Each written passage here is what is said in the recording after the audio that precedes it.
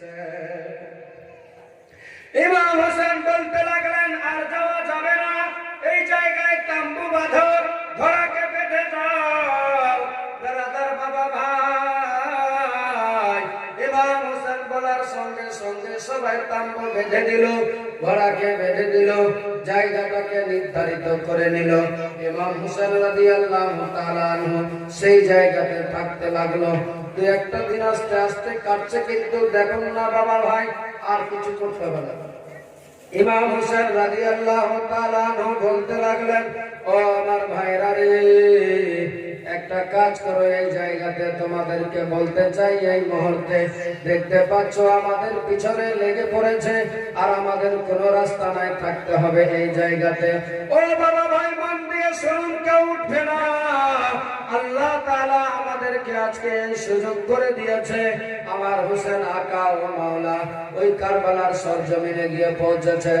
এবার সেই জায়গাতে দেখতে পাচ্ছে তাম্বু লাগার সাথে সাথে এজিদের লোকেরা, ওবায়দুল্লাহর লোকেরা 22,000 সৈন্য দিয়ে ফরাত নদীকে ঘেরাও করে দিল, যেন পানি না নিতে পারে। কারণ পানিটা নিতে গেলে তাদেরকে জব্দ করা যাবে না। তারা যদিও বেঈমান ছিল, কিন্তু তাদের এটা তারা বুঝতো, তারা জানতো ভালো করে যে এদেরকে ভোকা পিয়াসা রাখতে হবে, নচেত সেই হায়দারে কাররারের খুন আছে। যেই হায়দারে কাররার হযরতে আলী খাইবারের দুর্গঘরের যখন ঢাল ভেঙে গেছিল, সেই সময় খাইবারের দুর্গঘরের কপাট, লোহার কপাটকে টেনে, যেই কপাটটা মনের মন ওজন, সেই লোহার দুর্গঘরের কপাটকে টেনে ঢালকে ঢাল তৈরি করে যুদ্ধ জয়লাভ করে ওই লোহার কপাটটাকে চালিয়ে ফেলেছিল 20 গজ দূরে, 80 হাত দূরে পড়েছিল, 40 হাত দূরে, 40 গজ দূরে 80 হাত দূরে পড়েছিল। সেই জায়গা থেকে 40টা সাহাবী সোলেট পাহালমান চেয়েছিল, সেই জায়গা থেকে মনে করেছিল যে ওই লোহার দুর্গঘরের কপাটটাকে চারবো। চারাতে দূরে থাক, হিলাতে পর্যন্ত পারেনি। পরে করে জিজ্ঞেস করা হয়েছিল, আলী এই লোহার দুর্গঘরের মনের মন ওজন কপাটকে নিয়ে কিভাবে যুদ্ধ করলে? সে সময় বলেছিল, কুরবান জান, বলে আমি যুদ্ধ করছিলাম সত্যি, কিন্তু সেই মুহূর্তে আমার শরীরে, আমার দেহের মধ্যে আমার শক্তি ছিল না, বরঞ্চ আমার বিশ্ব নবীর শক্তি ছিল, যার ফলে যুদ্ধকে জয়লাভ করেছিলাম আমি।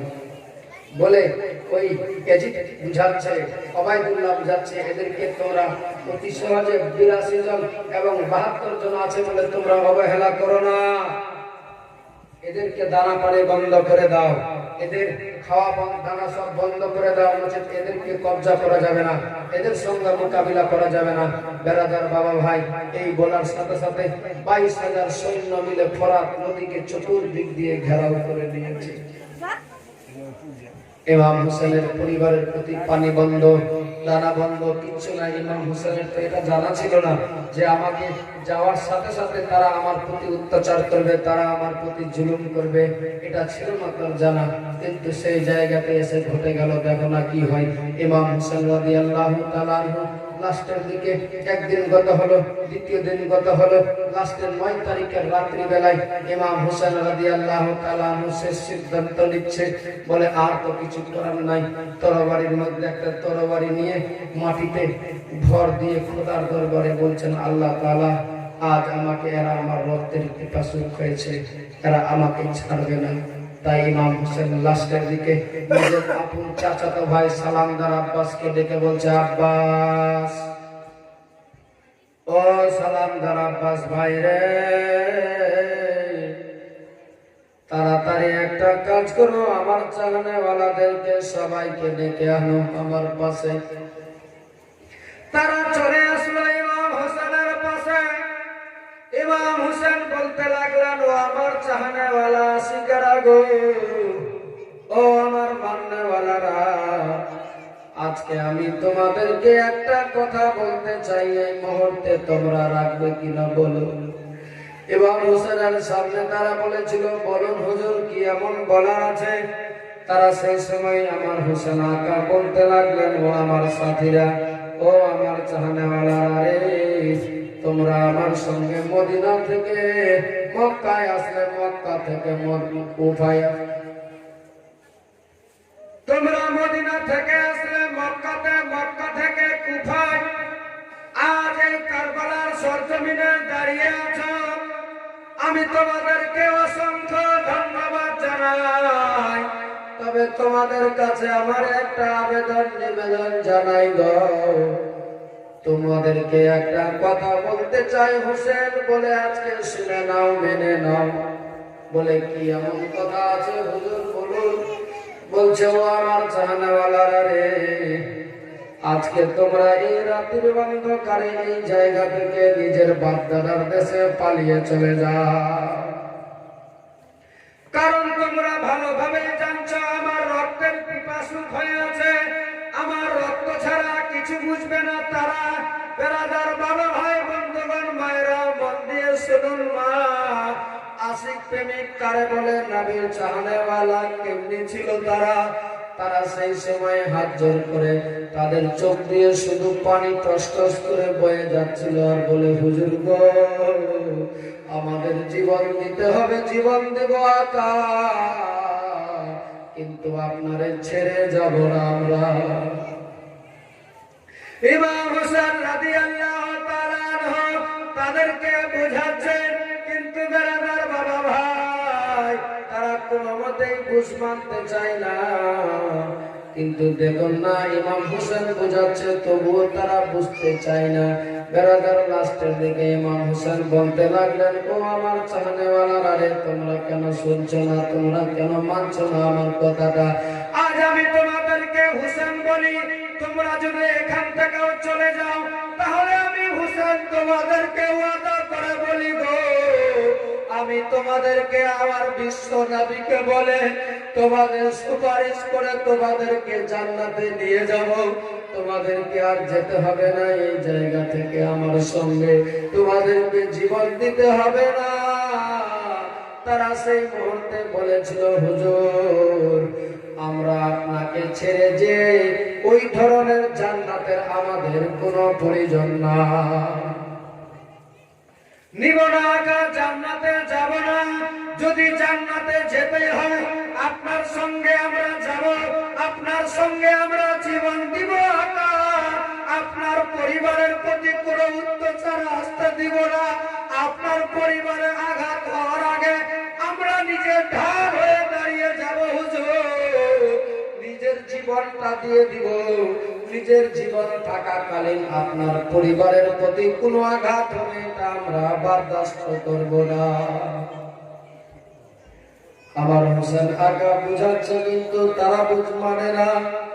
লাস্টের দিকে সালাম দ্বারা আব্বাসকে বলছে, ভাই রে, একটা কাজ করো, তাড়াতাড়ি করে চট করে একটা কাজ করো, যে বাতিটা নিভানো লাগানো আছে, হয়তো তারা আমার মুখ দেখে, হয়তো তারা আমার কথা শুনে হয়তো মানতে পারে না, লজ্জা বোধ করে, যার ফলে যেতে চাচ্ছে না তারা এই মুহূর্তে।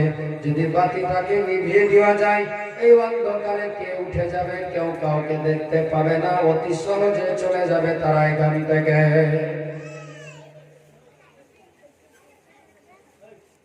5 মিনিটের মধ্যে চাকে কমপ্লিট করো। শুনতে শুনতে চা খেয়ে ভয় ভালো লাগে, এটা ডিস্টার্ব না। তবে একটু খেতে আমার জন্য লাগবে, দরকার আছে, তাই না? একবার ধরে সিলেট পাঠটা আসতে করে একটা গজল শুনুন, তারপরে তাড়াতাড়ি চাও কমপ্লিট হয়ে যাবে। আল্লাহুম্মা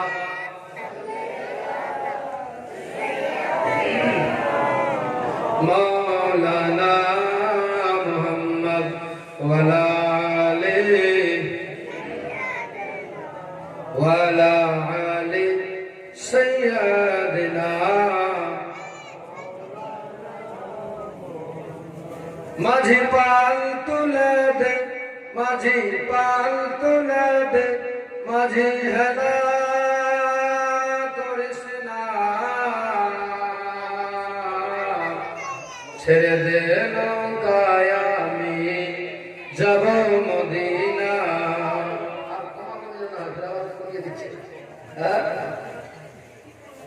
কারণ গতকালে একটু বেশি হয়ে গেছে আমার বলা, তো আর ওইখানে দাঁড়িয়ে দাঁড়িয়ে বলেছে মোটামুটি 1.5 ঘন্টা। 1.5 ঘন্টায় প্রায় 2 লাখ, 2 লাখের উপরে বলে হবে কালেকশন আসা করি। তো একটু জোরে বলতে হয়েছে, আওয়াজ নেই বলতে একটু বসে আছে। ওটা তো যদি আওয়াজ আমাকে টেনে নেয় তাহলে আমার সত্যি আর কত কাজ করবে। একবার জোরে বলুন ইয়া হোসেন, জোরে বলুন ইয়া হোসেন। মাঝি পান তুলে দে, মাঝি পান তুলে দে, মাঝি হেলা করিস না, ছেড়ে দে নৌকায় আমি যাব মদিনা, ছেড়ে দে নৌকায় আমি যাব মদিনা। যারা চা খাচ্ছেন না তারা বলেন ছেড়ে দে নৌকায় আমি, ছেড়ে দে নৌকায় আমি। মক্কায় নবী এলো মায়া মিনার ঘরে, কাঁদিলে হাজার মানে হাসিলে মুক্তা ঝরে। মক্কায় নবী এলো মায়া মিনার ঘরে, কাঁদিলে হাজার মানে হাসিলে মুক্তা ঝরে।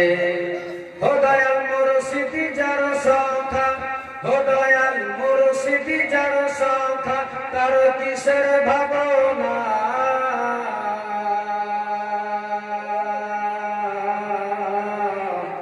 হৃদয়